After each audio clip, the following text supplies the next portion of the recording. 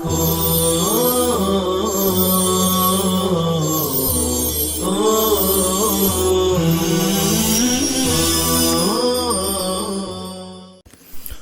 باللہ من الشیطان الرجیم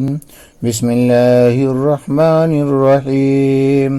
وکذالک الانزال انزلناہ القرآن حکما عربیا بلغة العرب تحكم به بين الناس ولئن اتبعت أهواءهم أي الكفار فيما يدعونك إليه من ملتهم فردا بعد ما جاءك من العلم بالتوحيد ما لك من الله من زائدة ولي ناصر ولا واق مانع من عذابه ونزل لما عيروه بكثرة النساء وَلَقَدْ أَرْسَلْنَا رُسُلًا مِّن قَبْلِكَ وَجَعَلْنَا لَهُمْ أَزْوَاجًا وَذُرِّيَّةً أَوْلَادًا وَأَنْتَ مِثْلُهُمْ وَمَا كَانَ لِرَسُولٍ مِّنْهُمْ أَنْ يَأْتِيَ بِآيَةٍ إِلَّا بِإِذْنِ اللَّهِ لِأَنَّهُمْ عَبِيدٌ مَّرْبُوبُونَ لِكُلِّ أَجَلٍ مُدَّةٍ كِتَابٌ مَكْتُوبٌ فِيهِ تَحْدِيدُهُ يمحو الله منه ما يشاء ويثبت بالتخفيف والتشديد فيه ما يشاء من الأحكام وغيرها وعنده الكتاب أصله الذي لا يغير منه شيء وهو ما كتبه في الأزل وإما فيه إدغام نون إن الشرطية فيما المزيد نرينك بعض الذي نعدهم به من العذاب في حياتك وجواب الشرط محذوف أي فذاك أو نتوفينك قبل تعذيبهم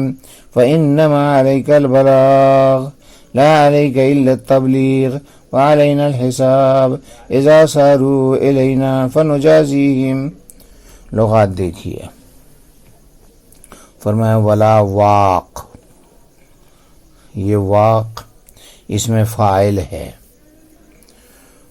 وقا یقی وقایتن سے اب ضرب سے استعمال ہوتا ہے،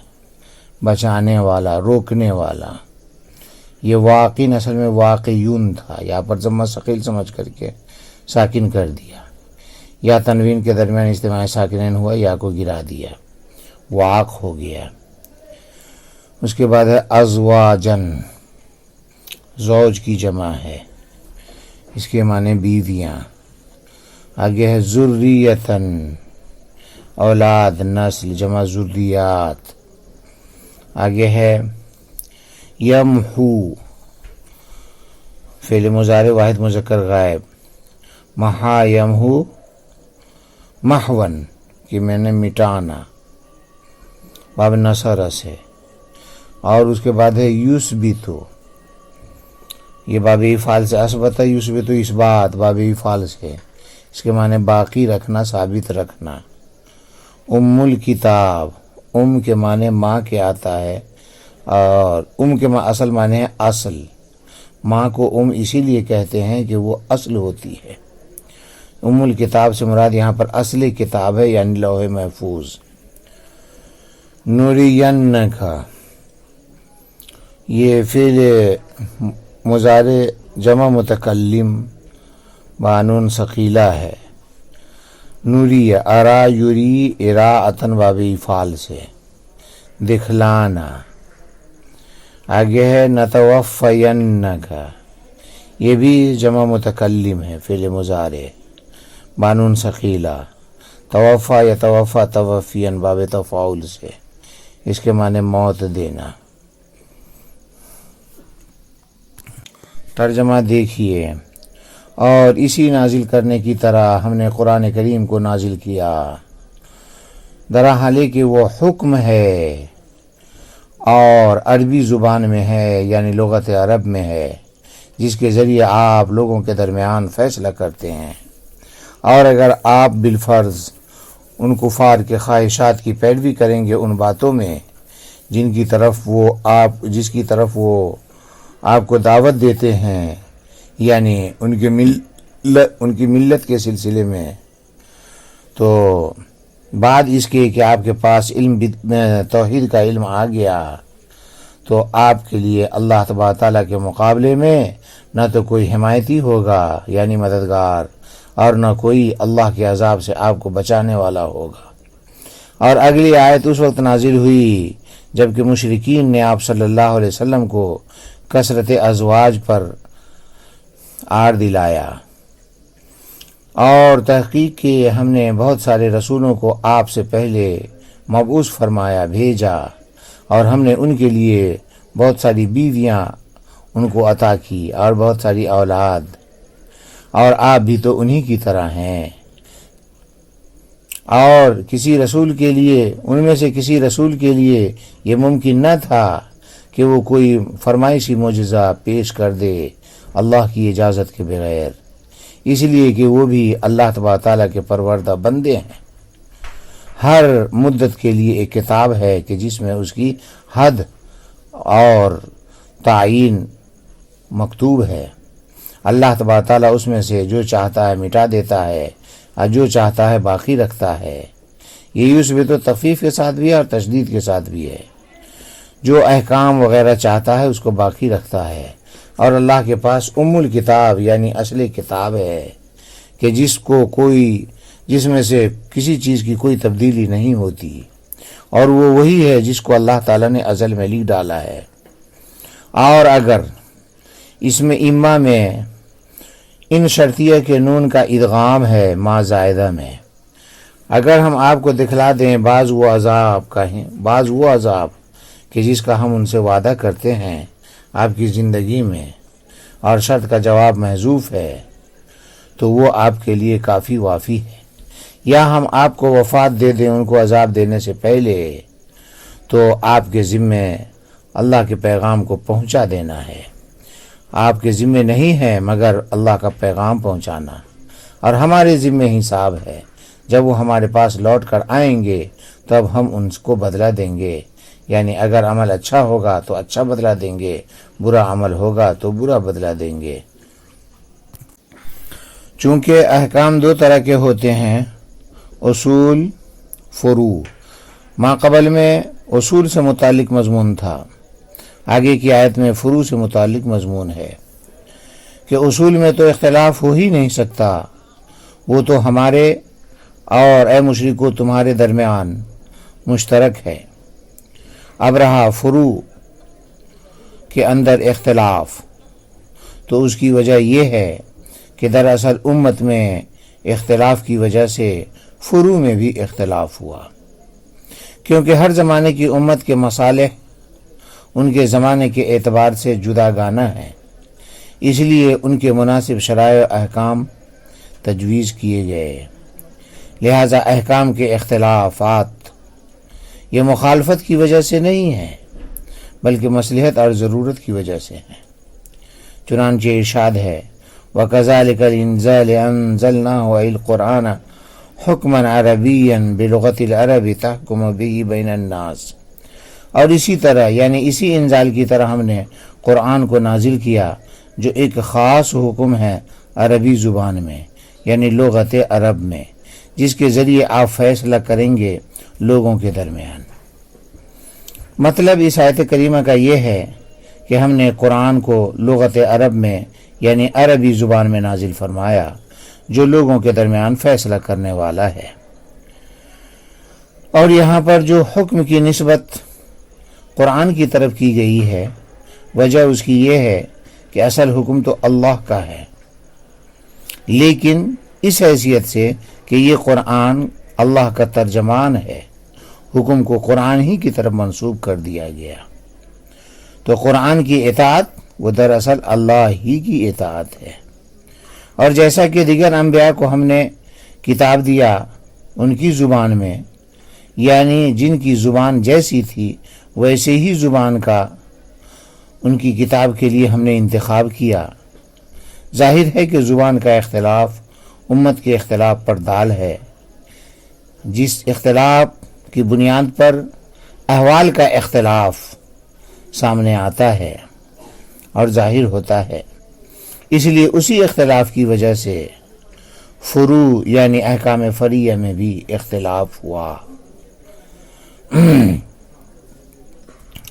آگے فرمایا گیا وَلَئِنِ اتَّبَعْتَ أَهْوَاءَهُمْ الْكُفَّارَ فِيمَا يَدْعُونَكَ إِلَيْهِ مِن مِّلَّتِهِمْ فَرْزًا بَعْدَمَا جَاءَكَ مِنَ الْعِلْمِ بِالتَّوْحِيدِ مَا لَكَ مِنَ اللَّهِ مِن زَائِدَةٍ وَلِيٍّ نَاصِرٍ وَلَا وَاقٍ مَانِعٍ مِن عَذَابِهِ۔ اور اگر بالفرض ان کفار کی خواہشات کی آپ پیروی کریں گے اس ملت میں جس کی طرف وہ آپ کو دعوت دے رہے ہیں، اس کے بعد کہ آپ کے پاس توحید کا علم آ چکا ہے، تو آپ کے لیے اللہ کے مقابلے میں نہ تو کوئی حمایتی یعنی مددگار ہوگا اور نہ کوئی اللہ کے عذاب سے بچانے والا ہوگا۔ لہٰذا اللہ کے احکام کو صاف صاف بیان کرتے رہیں، کسی بات میں ان کی پیروی اور رعایت ہرگز نہ کریں اور نہ ان سے کسی طرح کا خوف کو دل میں جگہ دیں کہ اگر بالفرض آپ نے ایسا نہ کیا اور ان کفار کی پیروی بالفرض کر لی ان باتوں میں جو وہ لوگ کہتے ہیں کہ ہمارے معبودوں کو آپ 1 سال تک پوجتے رہیں، ہمارے معبودوں کی عبادت کرتے رہیں، ہم بھی آپ کے معبود کی 1 سال تک عبادت کرتے رہیں گے، اس طرح کی جو تجویز پیش کرتے ہیں، بالفرض آپ نے اس کو مان لیا تو اللہ کے مقابلے میں نہ تو کوئی آپ کا مددگار ہوگا اور نہ اللہ کے عذاب سے کوئی آپ کو بچانے والا ہوگا۔ بظاہر اگرچہ یہ خطاب آپ صلی اللہ علیہ وسلم کو ہے، مگر سنانا ہر طالب حق کو مقصود ہے، اس لیے کہ معصوم کو جب اس طرح سے خطاب کیا گیا تو دوسرے لوگ تو بدرج اولا مقصود ہوں گے اور وہ مخاطب ہوں گے۔ آگے فرمایا گیا وَنَزَلَ لَمَّا عَيَّرُوهُ بِكَثْرَةِ النِّسَاءِ وَلَقَدْ أَرْسَلْنَا رُسُلًا مِّن قَبْلِكَ وَجَعَلْنَا لَهُمْ أَزْوَاجًا وَذُرِّيَّةً أَوْلَادًا وَأَنْتَ مِثْلُهُمْ۔ اور اگلی آیت اس وقت نازل ہوئی جبکہ مشرکین نے آپ کو کثرت ازواج پر آڑ دلایا، اور تحقیق کہ ہم نے آپ سے پہلے بہت سارے رسولوں کو بھیجا اور ہم نے ان کو بیویاں اور اولاد عطا کی، اور آپ بھی انہی کے مانند ہیں۔ یعنی مشرکین نے کہا کہ اگر آپ نبی برحق ہوتے تو عورتوں سے اور دنیا سے الگ تھلگ ہوتے، یعنی پیغمبروں کو تو فرشتوں کی طرح زن و فرزند اور علائق بشریہ سے پاک ہونا چاہیے۔ اس آیت کریمہ میں اسی شبہ کا جواب دیا گیا ہے۔ جواب کا حاصل یہ ہے کہ آپ سے پہلے جو نبی بھیجے گئے اور جن کی نبوت کو تم لوگ بھی مانتے اور تسلیم کرتے ہو، جیسے حضرت ابراہیم علیہ السلام وغیرہ، سلیمان علیہ السلام، یہ بھی تو زن و فرزند والے تھے۔ حضرت سلیمان علیہ السلام کی 300 بیویاں حرہ تھیں، آزاد تھیں، اور 700 باندیاں تھیں، اس طرح 1000 ہو جاتی ہیں۔ حضرت داؤد علیہ السلام جو ان کے باپ تھے ان کی 100 بیویاں تھیں۔ تو جب ان انبیاء کی کثرت ازواج عیب نہیں تو آپ کے واسطے کثرت ازواج کیوں کر عیب ہو سکتا ہے؟ اسی طرح ان انبیاء کی بھی تو اولاد تھی، اسی طرح آپ کی بھی اولاد ہیں، تو ان انبیاء کی اولاد موجب عیب نہیں تو آپ کی اولاد باعث عیب کیوں کر؟ اس میں اولاد ہونے میں کون سا عیب ہے؟ کون سی عیب کی بات آ گئی؟ اور آپ کی کل 7 اولاد تھیں، 3 مذکر 4 مؤنث، جن کی ولادت کے اعتبار سے ترتیب اس طرح ہے کہ number 1 Qasim, number 2 Zainab, number 3 Ruqayya, number 4 Fatima, number 5 Umm Kulsoom, number 6 عبداللہ جن کا لقب طاہر اور طیب تھا، نمبر 7 ابراہیم کے علاوہ سب کے سب حضرت خدیجہ رضی اللہ عنہ کے بطن سے تھے، صرف حضرت ابراہیم ماریہ قبطیہ کے بطن سے تھے، اور آپ کی ساری اولاد سوائے حضرت فاطمہ کے سب آپ کی حیات ہی میں وفات پا گئیں، صرف حضرت فاطمہ رضی اللہ تعالی عنہ آپ کی وفات کے بعد 6 ماہ تک باحیات رہیں، پھر وہ بھی وفات پا گئی۔ آگے فرمایا گیا وما کان لرسول منہم ان یاتی بآیۃ الا باذن اللہ لانہم عبید مربوبون۔ ان میں سے کسی رسول کے بس میں یہ نہیں تھا کہ وہ اللہ کی اجازت کے بغیر کوئی معجزہ پیش کر دے، کیونکہ سارے رسول اللہ کے پروردہ بندے تھے۔ اس آیت کریمہ میں مشرکین کے ایک دوسرے شبہ کا جواب دیا گیا ہے، وہ یہ کہ اگر وہ اللہ کے واقعی رسول ہوتے تو ضرور ہمارا مطلوبہ معجزہ، فرمائشی معجزہ پورا کرتے، اس کو ضرور پیش کرتے۔ اللہ تبارک تعالیٰ نے اس آیت کریمہ کو نازل فرما کر ان کے شبہ کا جواب دیا ہے۔ جواب کا حاصل یہ ہے کہ معجزہ کا لانا رسول کے ہاتھ میں اور اختیار میں نہیں ہوتا، بلکہ اللہ کے اختیار میں ہوتا ہے۔ تو نبی جب اللہ کے اختیار میں ہوتا ہے تو نبی تمہارے مطالبات کو کیسے پورے کر سکتے ہیں؟ آگے فرمایا گیا لِكُلِّ أَجَلٍ مُدَّةٍ کتاب مکتوب فیہ تحدیدہ۔ ہر مدت کے لیے کتاب ہے کہ جس میں اس کی تحدید یعنی وقت معین مکتوب ہے۔ اس سے بھی مشرکین کے ایک شبہ کا جواب دینا مقصود ہے، وہ یہ کہ مشرکین کہتے تھے کہ آپ ہم کو کفر و تکذیب پر جن عذابوں سے ڈرا رہے ہیں وہ عذاب کہاں ہے؟ ہم پر جلدی اس کو لیے آئیے، جلدی سے ہم پر اس کو مسلط کر دیجئے۔ جواب یہ ہے کہ ہر چیز کے لیے ایک وقت مقرر ہے، جو اللہ کے ہاں لکھا ہوا ہے، اسی خاص وقت پر اس کا ظہور ہوتا ہے۔ لِكُلِّ أَجَلٍ کتاب میں اجل سے مراد وقت موعود اور مدت معینہ ہے، اور کتاب سے نام خداوندی اور نوشت خداوندی مراد ہے، یعنی ہر وقت یعنی ہر وہ وقت کہ جس میں اللہ تعالیٰ نے کسی امر کے وقوع کو مقدر کیا ہے، اللہ کے ہاں اس کے جاری ہونے کا وقت لوح محفوظ میں لکھا ہوا ہے، اور اسے لکھے ہوئے کے مطابق اس کا وقوع اور ظہور ہوتا ہے۔ تو تمہارے عذاب کا وقت بھی مقرر ہے، جب وہ وقت آ جائے گا عذاب خود ہی سامنے ہو جائے گا اور تم پر مسلط ہو جائے گا، تو ابھی جلدی کرنے سے کوئی فائدہ نہیں۔ آگے فرمایا گیا یمحو اللہ منہ ما یشاء ویثبت بالتخفیف والتشدید فیہ ما یشاء من الاحکام وغیرہا وعندہ علم الکتاب اصلہ الذی لا یغیر منہ شیء وہو ما کتبہ فی الازل۔ اللہ تبارک تعالیٰ اس میں سے جو احکام چاہتا ہے مٹا دیتا ہے، اور جو احکام وغیرہ چاہتا ہے باقی رکھتا ہے۔ یہاں پر یثبتو تخفیف کے ساتھ بھی ہے یعنی یثبتو، اور تشدید کے ساتھ بھی ہے یعنی یثبتو۔ اور اللہ کے پاس اصل کتاب ہے، یعنی وہ اصل کتاب جس میں کچھ بھی تغیر نہیں کیا جا سکتا، اور وہ وہی ہے جس کو اللہ نے ازل میں لکھ دیا ہے۔ یہاں بھی یہود کے ایک شبہ کا جواب دیا گیا ہے کہ وہ کہتے تھے کہ آپ کیسے نبی ہیں جو توریت انجیل میں اسی طریقے سے اپنی شریعت میں بھی احکام کے نسخ کو جائز قرار دیتے ہیں؟ یہ تو مناسب نہیں ہے۔ اسی شبہ کا یہاں پر جواب دیا گیا ہے کہ یہ اللہ تبارک تعالیٰ کی مرضی ہے کہ وہ احکام کو اپنی حکمت اور مصلحت کے موافق نازل کرتا ہے، اور جب مصلحت نہیں رہتی تو اس حکم کو محو اور منسوخ کر دیتا ہے۔ واضح رہے کہ یہاں پر محو کو اور اس بات کو عموم پر بھی رکھ سکتے ہیں، جس میں ہر قسم کا تغیر و تبدل داخل ہوگا۔ مثلا کسی قوم کو باقی رکھنا، کسی کو مٹانا، کسی سبب میں تاثیر رکھنا، کسی میں نہ رکھنا، وغیرہ وغیرہ، سب اللہ کے اختیار کی چیز ہے۔ وَعِندَهُ ام الکتاب،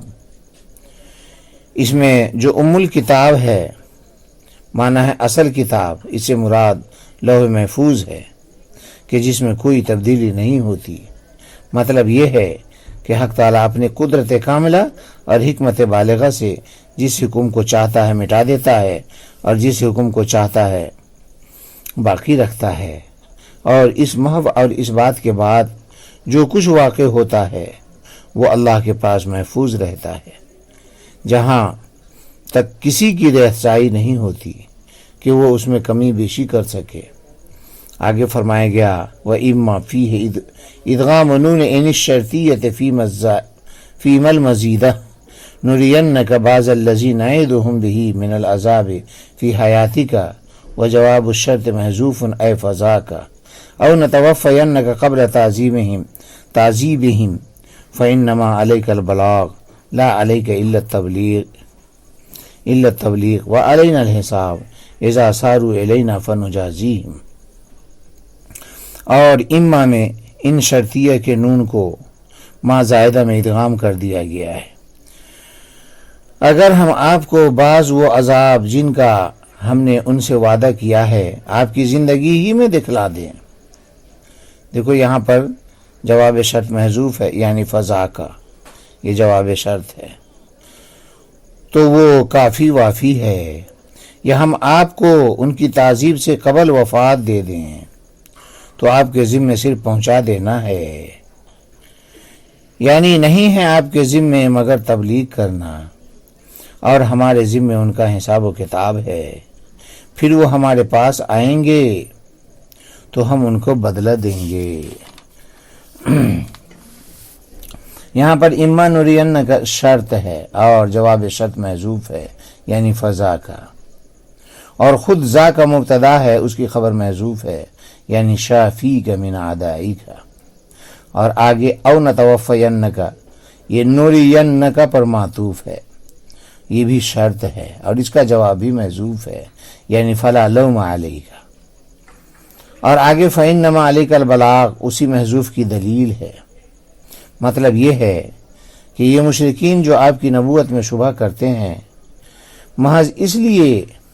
کہ ان کے کفر و تکذیب کی بنا پر جس عذاب کی ان کو دھمکی دی جا رہی ہے وہ عذاب نازل کیوں نہیں ہوتا، تو اس کے متعلق آپ سن لیجئے کہ ان کے کفر و تکذیب پر عذاب دنیاوی آنے کی دو صورتیں ہیں، ایک یہ کہ عذاب موعود کا کچھ حصہ آپ کی زندگی ہی میں ان پر نازل کیا جائے اور ان کافروں کی ذلت و خواری کو اپنی آنکھوں سے دیکھ لیں، تو یہ بھی ہو سکتا ہے، اور دوسری صورت یہ ہے کہ ان پر عذاب موعود نازل کرنے سے پہلے ہی آپ کو ہم اس دنیا فانی سے اٹھا لیں اور آپ کی وفات کے بعد آپ کے جانشینوں اور آپ کے خادموں کے ہاتھوں اس وعدہ عذاب کو پورا کریں، تو یہ صورت بھی ہو سکتی ہے۔ تو اس صورت میں بھی آپ کو فکر